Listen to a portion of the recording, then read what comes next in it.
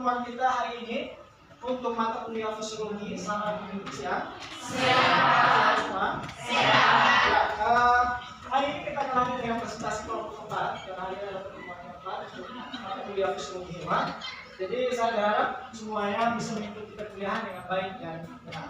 Ya, yang bersemangat dan supaya perkuliahan sampai perkuliahan yang baik. Maka saya berharap kalian juga tetap semangat. Walaupun sudah siang rapat, tapi ya kita terus perkuliahan kita. Nah, kita akan lanjutkan dengan perkuliahan kita dan topik yang akan kita bahas hari ini berkaitan dengan sistem pencernaan pada vertebrata. Vertebrata atau yang kata lain adalah hewan bertulang. Ya. Jadi sistem pencernaan yang harus kita bahas hari ini adalah sistem pencernaan yang terjadi pada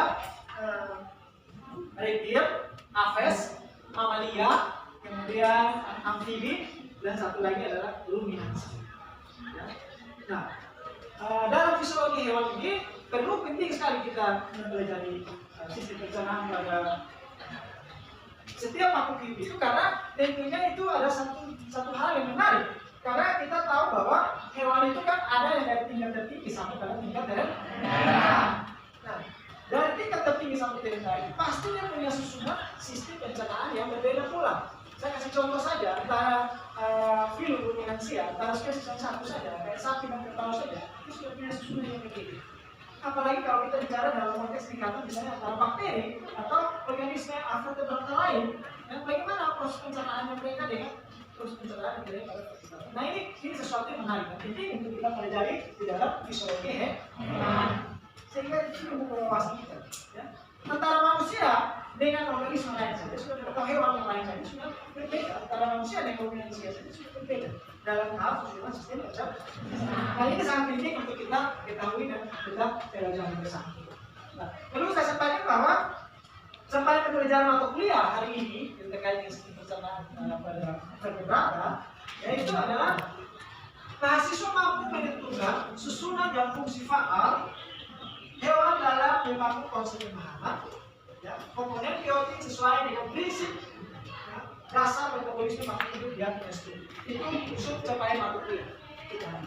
Jadi sub capaiannya adalah bahwa mahasiswa itu mampu menentukan susunan dan fungsi faal hewan dalam membangun konsep pemahaman komponen biotik sesuai dengan prinsip dasar metabolisme makhluk hidup yang terstruktur. Jadi mahasiswa itu harus mampu ya membangun konsep pemahamannya tentang susunan faal dari organisme hidup dalam ini hewan vertebrata secara terstruktur. Jadi mahasiswa harus membangun itu. Misalnya tentang bagaimana ya susunan sistem pencernaan pada ikan. Ikan itu makan apa saja. Lalu bagaimana sistem pencernaan yang terjadi pada misalnya ruminansia hewan makan rumput. Atau bagaimana sistem pencernaan yang terjadi pada misalnya reptil. Reptil itu kan kita dibayangkan kalau dia itu makan sesuatu itu kan dalam ukuran yang besar. Misalnya dia buaya, cabut-cabut. Ya. Kemudian kalau hasil cabut-cabut itu apakah nanti diserap dalam tubuh dalam jumlah yang atau dalam ukuran yang seperti yang waktu dia cabut-cabut, atau dia diserap sudah dalam ukuran yang lain. Nah itu kan menjadi tanda tanya. Dan itulah yang akan kita belajar bersama dalam mata kuliah fisiologi.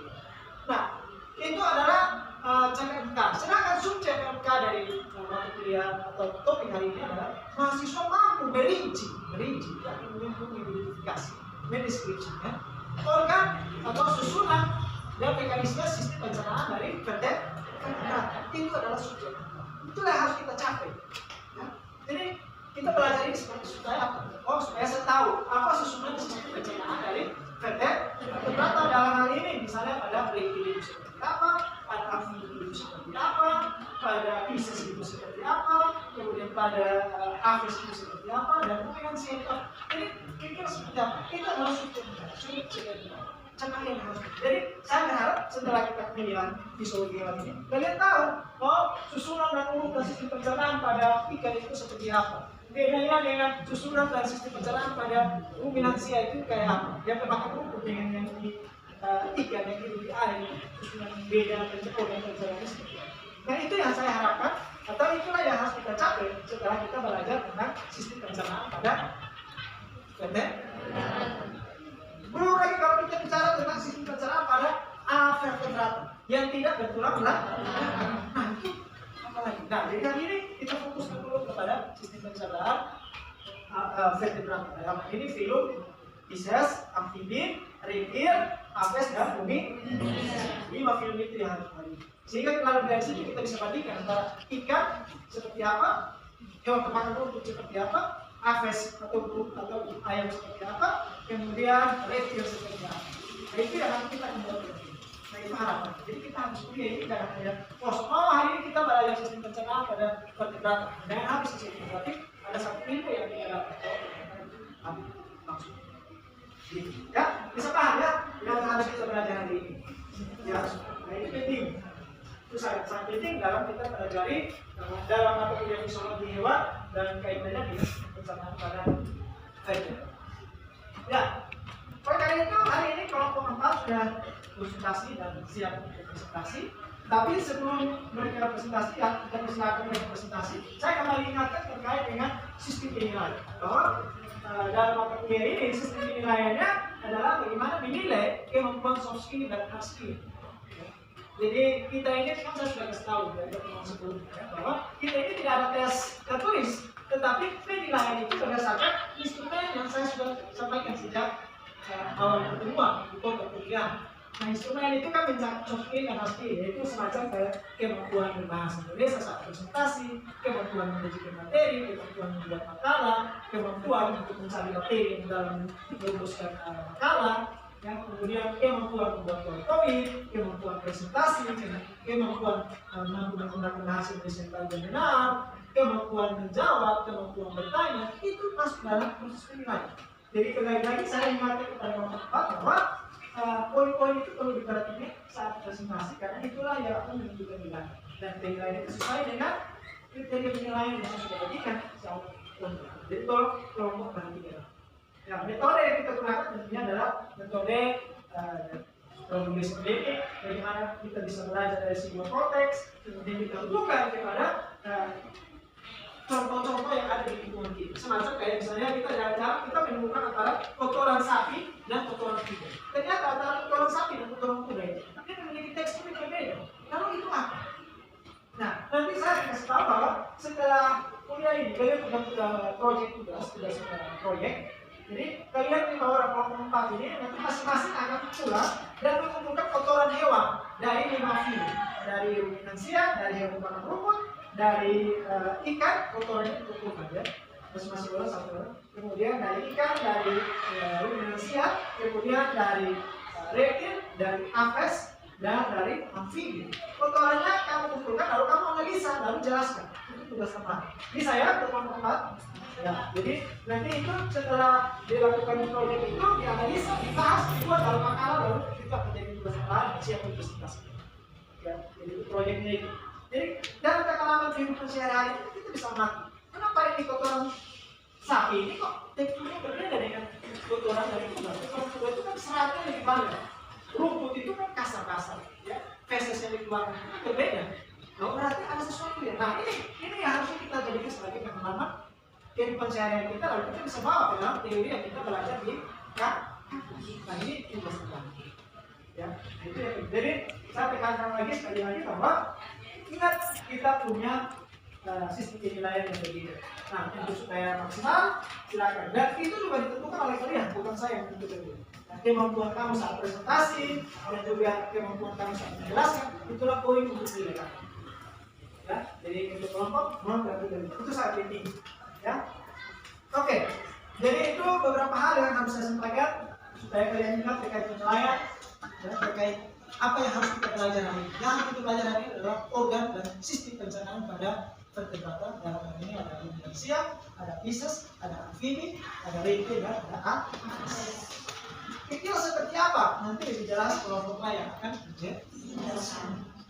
Nah, tidak memperpanjang kata lagi, kita langsung saja ke kelompok 4. Materi pertama, silakan menyampaikan hasil kerja makalah dan PowerPoint. Silakan. Terima kasih Pak atas kesempatan yang telah diberikan. Terima kasih juga teman-teman telah memberikan kami kesempatan untuk mempresentasikan hasil pekerjaan kami. Nah di sini kelompok kami kelompok 4 akan membahas tentang sistem pencernaan pada hewan vertebrata. Dari sini saya mendapat bagian yaitu terkait sistem pencernaan pada reptil. Yang lebih khususnya di sini yang saya akan bahas yaitu pada buaya.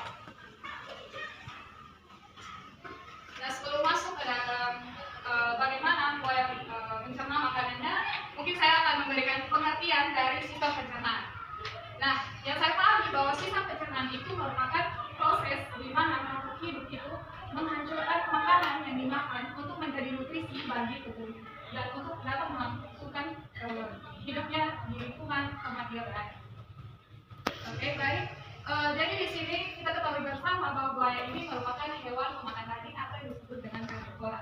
Nah, buaya ini memiliki organ-organ pencernaan. Teman-teman mungkin bisa lihat, semua bisa lihat. Oke, baik. Jadi dimulai dari organ pencernaan yang paling pertama yaitu mulut. Nah, di mulut buaya itu terdapat lidah dan juga gigi. Kemudian ada kerongkongan. Nah, kerongkongan ini merupakan saluran penghubung mulut dengan lambung. Kemudian di lambung itu ada yang namanya asam lambung. Setelah itu ada yang namanya usus. Nah, di usus itu ada usus halus dan juga usus besar. Setelah dari usus ada lagi yang namanya kloaka. Nah, kloaka ini merupakan tempat pembuangan akhir dari zat-zat sisa yang tidak dibutuhkan lagi oleh tubuh atau yang sering disebut dengan feces. Nah, di sini saya akan menjelaskan tentang mekanisme pencernaan pada buaya. Dan saya memberikan kata kunci agar teman-teman juga bisa mengingat bagaimana proses pencernaan makanan pada buaya. Nah, yang pertama, di sini mulut. Saya memberikan kata kunci tidak terjadi kemunyahan. Kenapa pada mulut buaya itu tidak terjadi kemunyahan? Karena gigi daripada buaya ini tidak melakukan kemunyahan, tetapi giginya itu berfungsi untuk mencabik-cabik mangsanya. Kemudian nanti dibantu oleh lidah dan ada juga enzim yang membantu makanan untuk meneruskan makanan ke kerongkongan. Nah, di sini saya memberikan kata kunci yaitu kerongkongan makanan hanya melewat. Artinya di kerongkongan itu tidak terjadi proses pencernaan, tetapi makanan itu hanya sebagai jalur untuk dihubungkan atau mengantarkan makanan ke lambung. Nah, yang berikut ada lambung. Nah, di lambung ini terjadi proses mekanik dan juga kimia. Nah, proses mekanik itu di mana otot-otot perut daripada buaya ini membantu agar makanan itu disatukan dengan enzim dan juga asam lambung yang disebut dengan proses kimia. Nah, setelah itu makanan yang sudah dihaluskan atau lebih dihancurkan lagi, lebih halus, itu akan dimasukkan lagi ke usus. Nah, di sini tadi saya sudah jelaskan ada usus halus dan juga usus besar. Nah, di sini usus halus itu yang menunjukkan proses penyerapan nutrisi. Nah, proses penyerapan nutrisi ini terjadi lewat proses yang namanya disebut dengan distribusi, yaitu proses perpindahan zat dari tekanan yang lebih tinggi ke tekanan yang lebih rendah. Nah, proses difusi inilah yang akan menyerap nutrisi yang dibutuhkan oleh tubuh daripada buaya, yang dibantu oleh pembuluh darah yang akan mengantarkan nutrisi itu lewat darah ke seluruh tubuh daripada buaya. Kemudian pada usus besar itu yang terjadi pemisahan zat-zat sisa, yaitu berupa mineral dan juga terjadi resorpsi, yaitu penyerapan kembali mineral. Kemudian sisa-sisa zat yang tidak diperlukan itu ditampung juga di usus besar, kemudian dikeluarkan melalui kloaka, yaitu merupakan tempat keluarnya feces. Itu saja penjelasan dari saya. Saya dapat di terakhir.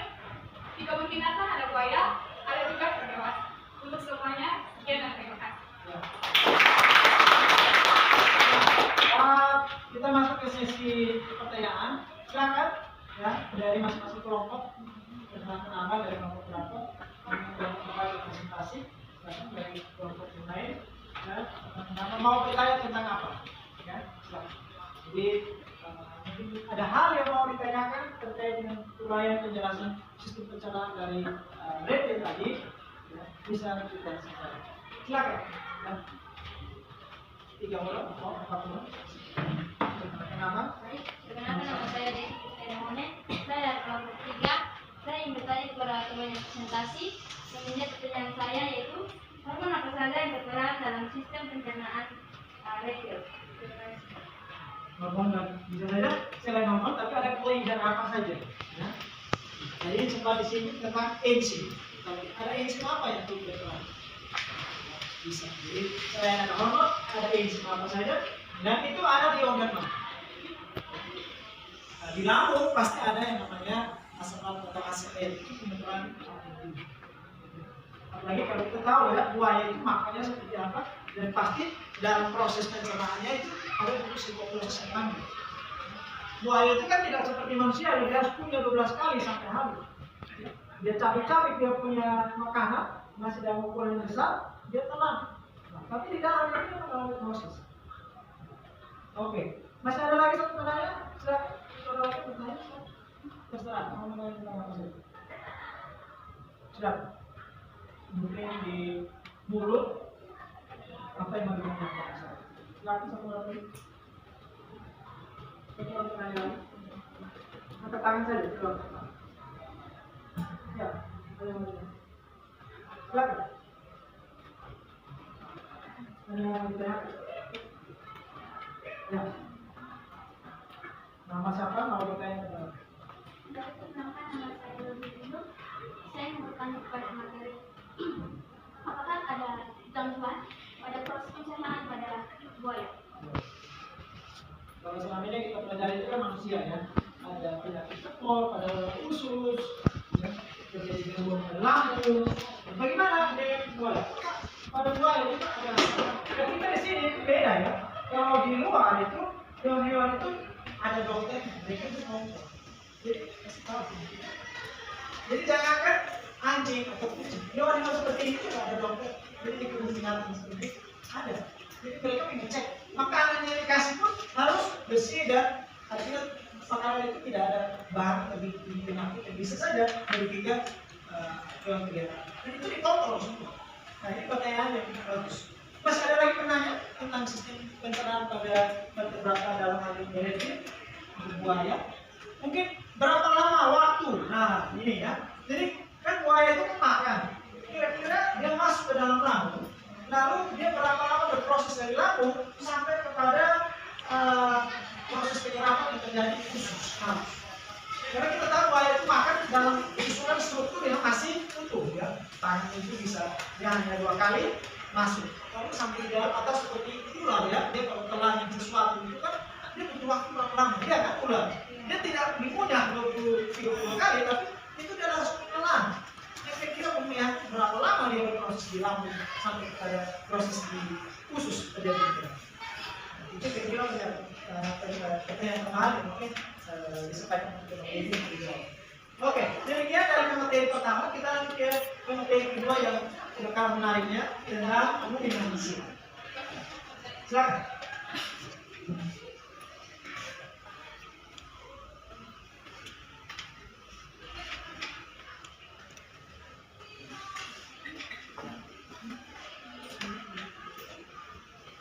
Baik, terima kasih atas waktu dan kesempatan yang diberikan kepada saya. Perkenalkan, nama saya Nina Guterres, dan pada kesempatan ini saya menjelaskan materi yaitu sistem pencernaan makanan pada ruminansia atau yang bisa kita kenal dengan sapi. Tidak perlu terburu-buru ya kalau membaca. Nah, sebelum masuk pada pembahasan, kita harus terlebih dahulu mengetahui apa itu sistem pencernaan makanan. Nah, sistem pencernaan makanan merupakan suatu proses di mana makanan akan diambil, kemudian akan dikunyah dan diedarkan ke seluruh tubuh. Nah, pada kesempatan ini juga kita harus mengetahui bagaimana cara hewan ruminansia mendapatkan makanan. Nah, hewan ruminansia mendapatkan makanan itu dengan cara menggigit atau mengambil makanan yang ada di sekitarnya, berupa rumput yang kaya akan energi atau serat. Nah, hewan ruminansia ini juga dikatakan hewan yang unik. Mengapa dikatakan unik? Karena hewan ruminansia ini memiliki lambung yang terdiri dari 4 bagian. Dan juga hewan ruminansia ini mengunyah makanan dengan cara sebanyak 2 kali. Nah, teman-teman bisa lihat ini adalah organ-organ dari hewan ruminansia. Nah, organ-organ dari hewan ruminansia itu yang pertama dimulai dari mulut, di mana mulut ini akan mengambil makanan dan juga akan diteruskan ke seluruh tubuh, di mana di mulut itu terdapat 3 bagian, yaitu ada gigi. Gigi ini yang akan membantu untuk mengunyah makanan. Kemudian terdapat lidah, di mana lidah ini berfungsi untuk membolak-balikan makanan. Kemudian dibantu oleh kelenjar air lidah yang membantu untuk membasahi makanan sehingga mudah untuk ditelan ke seluruh tubuh. Nah, setelah mulut terdapat esofagus. Teman-teman bisa lihat esofagus ini merupakan saluran penghubung antara mulut dan juga lambung. Kemudian yang terakhir, organ terakhir yang berikut adalah lambung. Teman-teman bisa lihat, lambung ini terdiri dari 4 bagian, di mana yang pertama ada rumen. Teman-teman bisa lihat pada gambar, rumen ini merupakan perut besar dari hewan ruminansia, dan juga rumen ini merupakan gudang sementara untuk makanan disimpan. Nah, setelah di rumen, makanan ini akan diteruskan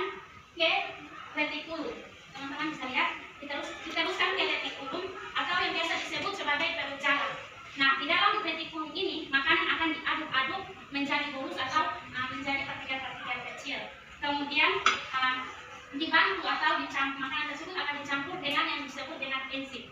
Nah, setelah di retikulum atau perjala ini, mungkin teman-teman bisa lihat makanan tidak langsung diteruskan ke organ selanjutnya, yaitu omasum. Tetapi pada saat sapi sedang beristirahat, mungkin teman-teman bisa memperhatikan pada saat sapi sedang beristirahat, mulutnya itu tidak berhenti dengan mengunyah. Nah, itu yang dinamakan dengan proses pemamahan atau proses mengunyah makanan untuk kedua kalinya. Nah, yaitu makanan tersebut tidak langsung diteruskan, tetapi makanan tersebut setelah di rumen ini, makanan akan diteruskan kembali ke mulut untuk dimama atau dikunyah kembali. Nah, setelah makanan dikunyah atau dimama kembali, makanan akan diteruskan kembali melalui esofagus dan akan menuju ke abomasum. Menuju ke omasum. Nah, setelah di omasum ini, makanan akan diaduk-aduk menjadi partikel yang sekecil mungkin. Di mana di omasum ini, makanan akan dicampur dengan enzim yang akan membantu menghancurkan makanan tersebut atau yang bisa dikenal dengan proses absorpsi air. Nah, setelah di omasum, makanan tersebut akan diteruskan ke abomasum.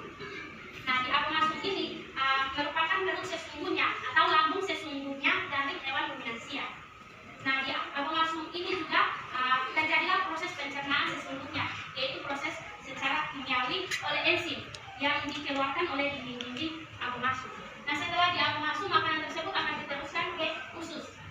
Teman-teman bisa lihat, diteruskan ke usus. Nah, di usus inilah akan makanan tersebut akan diserap, sari-sari dari makanan tersebut akan diserap dan diedarkan ke seluruh tubuh. Dan sisa dari makanan-makanan tersebut yang tidak diserap akan dikeluarkan melalui rektum atau baik. Ini itu saja penjelasan dari saya terkait sistem pencernaan makanan pada hewan ruminansia. Dan waktu selanjutnya saya berikan kepada teman-teman yang ingin memberikan pertanyaan ataupun saran maupun kesempatan, saya persilakan.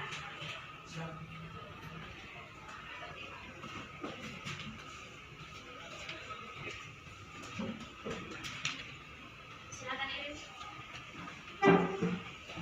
Baik, terima kasih atas waktu dan kesempatan yang diberikan kepada saya mewakili kelompok 2 untuk memberikan pertanyaan bakteri apa saja yang berperan dalam ruminansia dan apa bakteri. Bisa diulangi. Apa bakteri yang berperan dalam Atau begini, jenis bakteri yang turut berperan dalam proses pencernaan dari ruminansia, ya, itu seperti apa? Saya coba luruskan. Yang lain, silakan. Tanya apa saja, mungkin dari pengalaman. Pengalaman kalau biasa kan sapi atau ternak lain itu kalau kita lihat di satu tempat itu kan mereka sering belajar. Kita bilang, ini orang, ini hewan kenapa dia sudah biasa atau tidak? Itulah yang maka disebut sebagai hewan ruminansia atau makan rumput. Nah, rumput itu kan bahan dasar penyusunnya kan selulosa, sel kayu.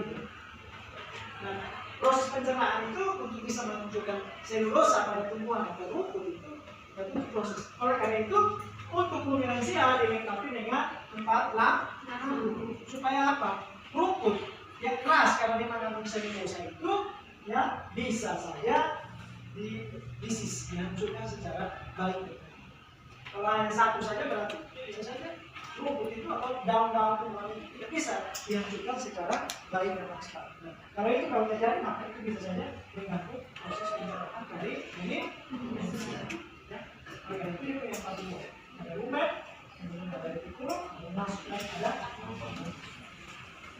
Nah, selain itu juga ada organ lain yang turut berperan di dalam pencernaan, ada hati dan juga ada pankreas. Ya, itu sesuatu yang sangat penting. Ya, karena mereka berperan waktu ya dalam proses pencernaan. Ada sekian kelinci atau hormon. Ya, ada disebut insulin untuk berperan dalam proses untuk dia merubah. Ya, yang namanya asam lemak. Ya, dari rumput itu kan dia nanti diubah menjadi asam lemak tertentu. Sehingga tadi kita lihat sapi itu gemuk karena memang ada proses metabolisme diubah secara biokimia yang terjadi dalam tubuh. Kemudian itulah yang disimpan di dalam sel. Jadi kalau kita lihat itu sapi gemuk padahal ya, tapi di dalam sini, di dalam tubuh itu, ya hasil sari-sari makanan itu dirobak menjadi lemak-lemak tertentu yang bisa berperan sebagai penghasil energi bagi sapi atau hewan tertentu. Silakan. Ada pertanyaan lagi satu? Silakan. Pertanyaan lagi? Silakan. Pertanyaan lagi. Pertanyaan tentang apa saja? Silakan. Ya, ada. Silakan. Tentang apa saja? Ya, naik. Silakan bertanya. Ada pertanyaan? Tidak mungkin sih. Silakan. Tidak apa-apa. Salah benar itu tidak apa-apa. Yang penting kemauan mau bertanya. Ya. Itu di dalam sini kita tidak dinilai siapa yang salah benar, tapi yang dinilai adalah bagaimana dia punya kemampuan untuk berbicara, kemauan untuk berbicara. Salah benar itu tidak perlu. Ya. Nah, Saya bersama Sebastian. Di sini saya ingin bertanya kepada teman asing. Pertanyaan saya, mengapa sistem pencernaan pada hewan manusia itu lebih unik dibandingkan dengan sistem pencernaan pada manusia? kenapa dia itu lebih unik? Ya, dari susunan organ saja sudah menjelaskan bahwa dia itu unik. Ini punya 4 ruang lambung. Beda. Dan kenapa bisa begitu? Nah, ini pertanyaan yang cukup kritis untuk bisa dijawab. Ya. Oke, kita berikan aplaus buat materi pertama. Nah, sebelum kita ke materi ketiga, saya mau menjelaskan tentang tentang mekanisme penyerapan pada usus halus. Jadi umumnya untuk semua makhluk hidup di tingkat tinggi ya, dalam ini termasuk juga ruminansia, bahwa penyerapan itu terjadi di usus halus, termasuk kita juga. Nah, coba kamu membayangkan, ya, ini pertanyaan yang nanti penjelasan yang nanti punya hubungan yang pertanyaan itu. Coba kamu membayangkan, daun rumput yang dimakan itu, apakah itu yang langsung terserap oleh tubuh? Ya, lalu yang diserap itu seperti apa? Coba satu orang bisa menjelaskan. Supaya kita punya pemahaman yang sama tentang bagaimana unsur hara atau nutrisi itu diserap oleh tubuh. Coba. Sampai bisa menjelaskan. Kalau tubuh itu tidak menyerap yang namanya dedaunan, rumput-rumputan yang dimakan, lalu tubuh itu dia menyerap dalam bentuk yang seperti apa? Ya, cairan atau dengan kata lain adalah dalam bentuk sari-sari makanan. Kamu membayangkan ya, ada proses di sini. Di sini sudah tidak ada yang namanya lembaran daun-daun lagi, tidak ada rumput lagi, tapi ini sudah dilisis, dihancurkan. Sehingga kamu jangan membayangkan, aduh kemarin makan daging besar begini, ya, atau saya makan daging yang ukuran seperti ini, lalu itu yang saya serap, lalu masuk ke dalam tubuh. Tidak. Justru kita makan yang tidak beraturan, maka nanti yang dikeluarkan itu adalah sama juga yang kita makan. Karena buang air itu kan berisi, ya. Buang air itu kan tidak dalam bentuk, tapi karena masih ada ya lembaran daun sayur. Karena memang waktu kita punya itu tidak secara baik dan maksimal. Ya. Sehingga yang diserap itu kan bukan dalam bentuk sayur-sayur lagi, tapi sudah dalam bentuk sari makanan. Nah, peristiwanya tadi sudah dijelaskan lewat mekanisme difusi. Dan itu terjadi di mana? Terjadi di usus halus. Mekanisme difusi karena di usus halus itu kan ada pembuluh darah. Ingat, sistem transportasi yang membawa sari-sari makanan ke seluruh tubuh itu terjadi melalui yang kita sebut sebagai sistem transportasi, itu ada sistem peredaran darah itu membawa oksigen dan sari makanan. Jadi nanti sampai di usus halus, ya melalui mekanisme difusi ketika dari konsentrasi tinggi ke rendah, maka masuklah sari-sari makanan ke dalam darah. Ya, dan itu terjadi di usus halus. Kemudian melalui transportasi peredaran darah itulah, maka itulah yang dibawa ke seluruh tubuh. Jadi kita harus punya pemahaman terkait dengan proses penyerapan. Ya, kita berikan kesempatan kepada pemateri ketiga. Silakan waktu kesempatan ketiga. Mari kita masuk ke materi ketiga.